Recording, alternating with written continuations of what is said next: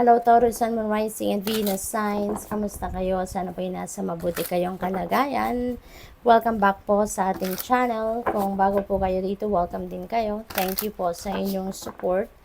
I truly appreciate it. God bless you all po. Pauna mensahe ni Taurus Tower Energy. This is sudden change. May biglaang pagbabagong magaganap sa buhay ninyo. Meron paparating na hindi ninyo inaasahan, no? This could be in any area of life na pagbabagong ito. If this message resonates with you, Taurus, alam ninyo, kayo lang tayo nakakaalam nito pag dumating ng pangyayaring ito. This is something na you are holding on to even though pakiramdam ninyo hindi na kayo masaya rito, pakiramdam ninyo hindi na ito yung perfect na sitwasyon para sa inyo, but you are holding on to it because maaaring ito lang yung meron kayo.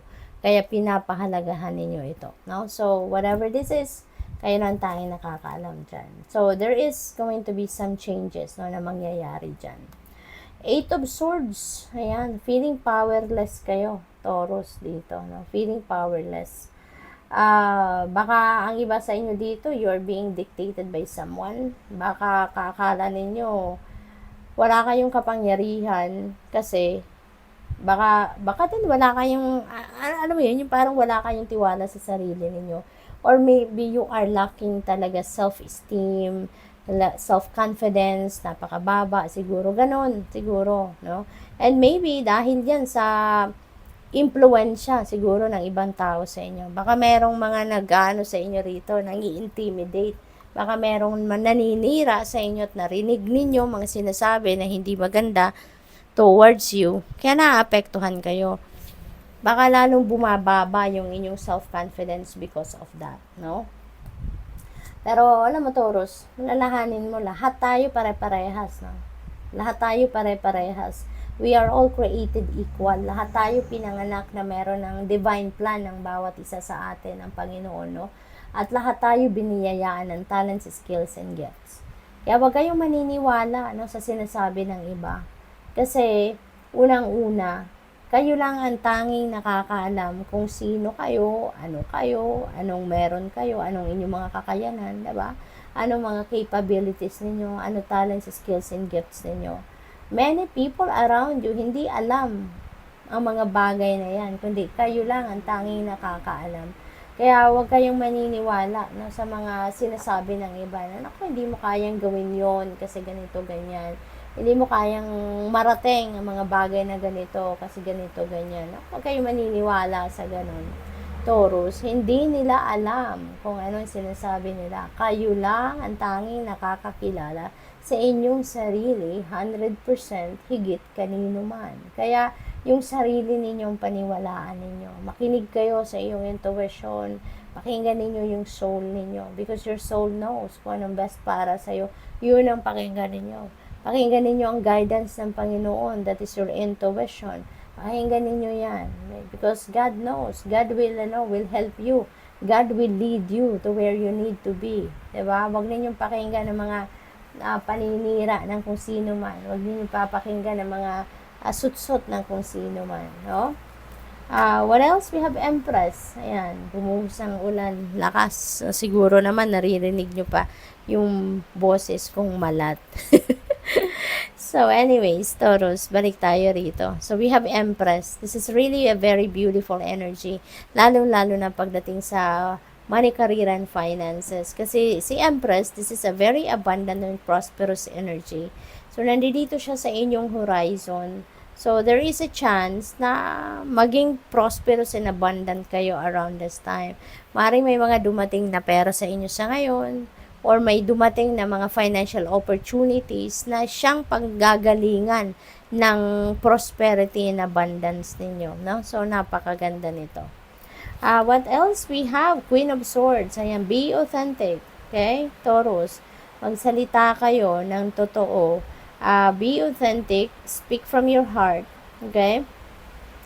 Communicate clearly and effectively. Yan ang panawagan sa inyo ni Queen of Swords. Kung ano ang laman ng isip ninyo at ng puso ninyo, yun ang sabihin ninyo, put them into words para maintindihan kayo ng mga tao na kailangan makarinig ng boses ninyo, or kung makailangang marinig kung ano man ang whatever it is that you want to say.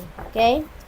What else? We have wisdom. You are a person of wisdom. Look at that. Ang dami mo nang alam, Taurus. Ang dami mo nang natutunan sa buhay. Ang dami mo nang alam sa buhay.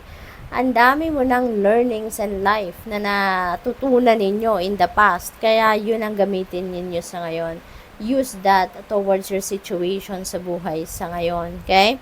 I-apply ninyo yan. And take action. Kung meron kayong plano sa buhay, meron kayong plano, ideas na gusto na ninyong i-roll out, ngayon na, mag-take action na kayo. Kasi maaaring may mga opportunities na around you na makakasupport sa inyo dito para mangyari na kung ano man yung mga gusto ninyong mangyari sa buhay. Okay? What else? We have wonders. Ayan, wondrous events are about to happen. Taurus, sa buhay ninyo sa ngayon, there are wonderful things na mag-unfold sa buhay ninyo. Kaya, parang be excited about that, diba? Kasi maaaring sorpresa yan ng divine universe para sa inyo. Kung ano man ang mga wonderful things na yan. Maaaring related yan dito kay Empress. Nasa tapat niya si Empress. So, baka ano yung mga wonderful things and events na mag-unfold. Baka yan ay related sa inyong mga kaperahan. What else? We have meditation. Ayan. So, this is also what you need right now, no? Para makapag-reset kayo ng sarili ninyo. Kasi baka fog down din ang isip ninyo dahil dito sa na yan, energy na yan, na baka maraming nagmamarisol sa inyo, nagmamarites, at tuloy na aapektuhan yung diskarte ninyo, no? So, maybe you need to, to calm down your senses, relax your cells sa katawan, no? At mag-meditate kayo. Matutulungan kayo na magkaroon ng kalinawan sa inyong isipan, concentration, your meditation bring answers as well. Meditation can also help you na mag-ground ninyo ang inyong sarili para muli kayo. Parang malinis ninyo muna yung mga clutter din sa isip ninyo, sa damdamin ninyo. Marerelax kayo. So, awakening, yan, maaring sa pagme-meditate ninyo, no? You will be awakened. Siguro may mga bagay dito na marirealize kayo. May mga bagay dito na maiisip kayo na mabuti nga, tanggalin ko na to sa buhay ko. Or baguhin ko na nga ang takbo ng buhay ko. 'Di ba? Mga ganun. So, what else? We have detox. See? Sama-sama sila, pare-parehas, magkakamag-anak, no? So, kailangan mo na mag-detox sa ngayon. Baka meron din dito kasing intestines. So, maaring kailangan ninyo dito ng yung detoxification sa loob ng katawan ninyo, no? Mag-detox kayo. So, kung ano man, you can consult your doctor sa mga ganon kung paano kayo makakapag-detox ang tawag dito, safely, 'di ba? Consult your health professionals, no? Yung mga health practitioners, diyan kayo magpa-check up at magtanong kayo.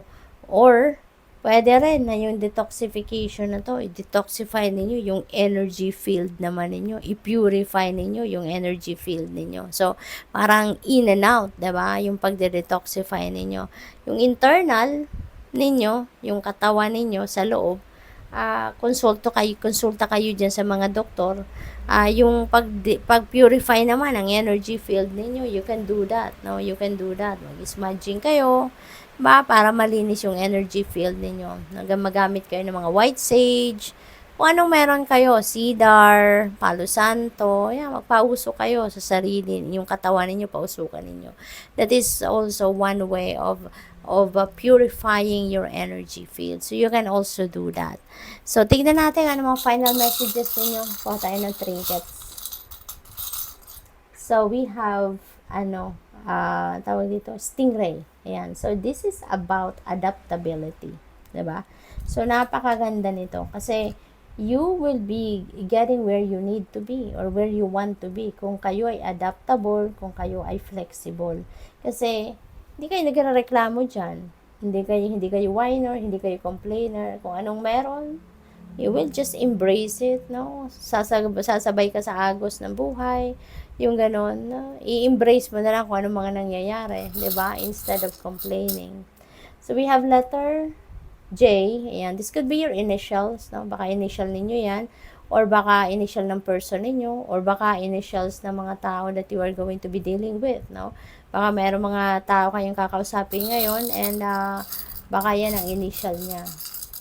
So, we have bicycle. Ayan. So, si bicycle, this is hard work. No? This is about hard work. So, there is hard work ahead. No? Nagagawin kayo. Kailangan ninyo magsipag. Mag-extra effort.